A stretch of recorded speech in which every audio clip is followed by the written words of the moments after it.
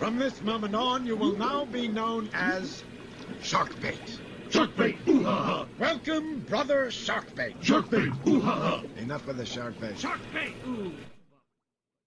What's up, everybody? This is D, and per request, here is a long-awaited update on the Brooklyn Reef tank, the 125. So let me hit you with a few specs. It's 125 gallons with a 30-gallon sump, powered by 3 sets of Dasani LEDs, run on the Neptune Apex controller. The tank is 6 feet long, approximately 2 feet high, 18 feet deep front to back. Let's take a look at my controls on the tank here. On the side, you'll see the displays for most of the brain work. Here is my Dasani display, which runs my LEDs and gives me the percentage for each channel, as well as the Apex display and the exhaust and intake fans, which are also run by the controller. And if we take a look at the top view of the tank, you'll see this is no new tank. The tank is quite old, about 15 years old, so it's not pre-drilled. It runs on an overflow box. And here is my old school LED secure mounting setup here, and if you look at the back, you can see my old bio wheel and return setup, which were powered by some aqua clear units and so forth. The tank's been running a long time, so you can see quite a few signs of that. Everything is pretty much old school here, no modernized equipment and stuff. I keep a regular setup, my drip unit. I don't run a doser, but I have everything running through the back of the tank and running into direct flow, so when I need to dose any chemicals or anything, it is dosed by hand from these chambers which sit on the top rear of the tank. Here's one that I use for kalkwasser, the other one is magnesium. Here's my coral amino, which I feed on a regular, and my iodine supplements here, which I do manually. I'm old school. I never really trusted the auto doser. I've been trying to get myself to do so, but for the time being, the old dosing containers do the job just fine with no trouble. Here is my mag. Old school magnet scraper made by Buyu. This is about, I think I had this at least 10 years. If you see the fish going nuts, it's because this magnet glass cleaner also serves as my veggie clip. I use it to hold the spirulina or my seaweed sections, seaweed, when I don't use my stick-on clip here. I'm going to use the stick-on clip because the guys are kind of hungry since they see me fiddling around with the tank. I have an automatic feeder, which is made by Eheim. It has a built-in timer, and it doses, it feeds a micro algae and seaweed pellet, which I have here. Here is my magnifying glass algae cleaner, which many of you have seen if you have looked at my old cleaning videos, the 125 Reef cleaning day. You'll see that I use the Magna Viewer if I need to take a closer look at one of the corals, if I think is a pest, or usually I look for Aptasia with it. It's a super strong magnet, and it gives me a really crystal clear and up close and personal view of the corals here. Recently, these mushrooms, a few of them were on the glass. I knocked one loose, and it actually blew and attached to this corner. If you see, it's about the size of my hand here. It's hard to get a perspective, but it used to be on this glass, and they drop from this area here, and they usually fall into the sand and attach, or I'll give it to fellow hobbyists. Here's my first cabbage leather coral, which is also pretty big, about the size of this rock here. And there's my buddy Mr. Aptasia. Yes, nothing's perfect. The Aptasia are here. I keep them under control, but they're here. They don't bother me a lot. They used to bother me, but I kind of got used to it. Mainly they came in on this torch coral, and I have not been able to get rid of them since. And if you look through the mag viewer, you can see that I can see really close and kind of up and personal. But as you'll find out in this hobby, nothing is perfect. Things go wrong. As long as you can keep it under control, sometimes it gets nuts, like these mushrooms. I shape them or move them or get them to attach where I want them most of the time. And sometimes they don't, right, Mr. Clown here? So you can see these have attached in the sand. Or I'll pick them up and give them to fellow hobbyists. And yes, I did not clean my glass. This is not a scheduled video, but that's okay because this is the way the hobby is. This is the real deal. I have tons and tons of mushrooms because I love them. Let me move some of this algae off the glass here with the cleaner real quick. My corals consist mainly of more cabbage leathers because I love them because they're so easy to keep. There's my first one. You can see this is my second one. I have about 4 colonies of cabbage leather. Oh yeah, maybe it was a bad idea feeding them now because now they're all in front of me. But anyway, I love these guys. They're so funny. There's my second colony of cabbage leathers. I have some purple mushrooms that I started from 2 pieces.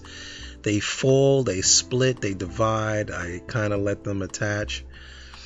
There's some more of my super huge, and they're not recordiers. You can see one right there, like a hybrid of this regular gray mushroom and some elephant ears, and I came up with this hybrid. You can see this one here has not picked up its coloration, but that will be one of these 9 out of 10 really green ones, or it'll come up gray like those in the back. It's really odd. This white coral right here I actually bought because the guy sold it to me as a Kenya tree, and I was like, buddy, I'm the king of Kenya trees, and that's not a Kenya tree. And it turned out to be this beautiful white leather coral. It's white. It's one of my favorite pieces, even though it's super small. Let me clean the glass real quick, real time. Here's my other pallies, which are doing really well. And just for you guys that have watched my frag tank video, and you see that I have a huge number of Kenya trees. Let me clean the glass here. My boyo does a great job of cleaning the glass. Let me see if I can give you a perspective of just how big this is. This is my hand. It's way bigger, and that's just one colony, way bigger. I'll probably take some of these out and chuck them or give them away because I have a huge amount there. It's actually overgrown some more purple mushrooms that I had on the ground here, so I'll just have to move those out and make way for them. But everything's doing pretty good in this tank here. Here's some green mushrooms here. I love mushrooms. I love soft corals. Why? Because they're easy to take care of. I have hard corals, which I grow out in the frag tank. The frag tank was mostly to try to grow out some more difficult corals. And yes, I'm getting to you guys. I haven't forgotten about you guys, my aquatic hoodlums. He loves being in the video. This guy's a pain in the neck. Okay, I might as well talk about you, Daryl. Where's Shorty at? Shorty's the boss. See that little guy here? This guy has been in the tank since I had it in 2002. I started this tank, so he is about 14 years old. Yes, he's old. So that's Shorty. And then I have Gray here, which has changed colors. That's my female clown. And then there's Red. Red is my other clown here. Gray was a rescue. When I bought him, he was gray, and I never saw a gray clown. Since then, he's colored up beautiful. One of my favorite fish. There's Sunny. Sunny, my yellow tang. And there's Daryl. The striped hoodlums are Larry, Daryl, and Daryl. There's Shorty, and there's Larry, and then there's Daryl and Daryl. Where's my sailfin? If he swam by, you might have seen my sailfin, Miss Griffin. And that's it. Most of these corals have been in here the better of about 6 or 7 years. These yellow pallies I've had for about 3 years, 4 years, I think, about 3-4 years. They came in as a hitchhiker on this rock, which also, yes, has some aptasia, but I've cleaned that off. These I just noticed today. I don't know what the heck this is on the glass. I don't know if these are snails. Hopefully they're not pyramid snail eggs or something. They may have been eggs, because my damsels used to regularly lay eggs on this glass, and I didn't even notice this until just now. So you guys are seeing it just as I'm seeing it. I love these yellow pallies because I just sit here and watch them sway. I was hoping that they would take over this corner, but of course I got some stray aptasia over there. And this is like right under my WP-40. I have 2 WP-40s on this tank, as well as my return pipe from the Mag 4. Actually, let me take a look at the filtration for this tank.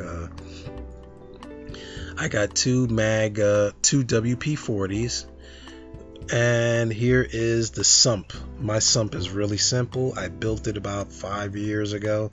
It was originally bio balls in here, which I turned into a simple trickling filter box, which I use with filter floss, no filter socks.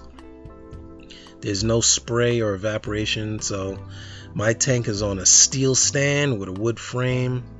Regular old filter floss filters this tank. It runs under here. I took all the bio balls out. There's my skimmer, which is a SCA Aquatics, a SC Aquatics 305. It pulls some junk out of here. Let me pull the top off so I could show you this stuff. Man, this skimmer is a beast. I would definitely recommend it. I did a video on it. This stuff is thick. Look at that. It's like what you see at the beach, that thick foam. And let me tell you, people, it smells. The stuff that comes out of here is straight up poo-poo. You don't want to stick your hands in there. Let me put this back because I'm going to have to wash my hands now. Oh, there's my refugium light, which is nothing but a compact fluorescent shop light. It's off right now. I have it on a timer, but when the tank hits a certain temperature, it kind of shuts off the refugium lights. And as you've seen earlier, my tank temperature is 82. It's pretty high. Even my clown is sleeping. I kind of woke him up there by turning on the stand lights. Those are also powered by the Apex. And I'll be building another one because the clearance of this I did based on the wood frame instead of the metal frame, and I had a hard time taking that cup out. So you guys will see an upcoming video on a new sump. I'm going to build it a little lower. I'm going to make some modifications mainly to this area here. This is the overflow that runs to my return pump, which is cool, but as you know, in this hobby we're always changing stuff. So I'll be building a new sump with some new plumbing modifications for the return and so on and so forth. But for the time being, this is it. Basic sump, running this tank. Tank's been running since 2002. Here's a side shot. Everything is coming up roses. The glass is not clean. I keep it real, everybody, and this is the deal.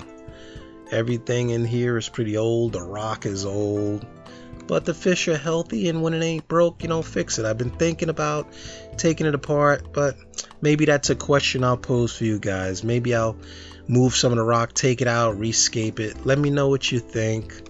If you think I should change some things around, try to change some things, but that's it. So I appreciate you guys watching.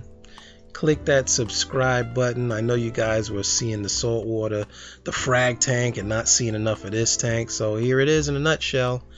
There's the Brooklyn Reef, all 6 feet of it. And for that, I'm going to say, see ya. I'm out, people.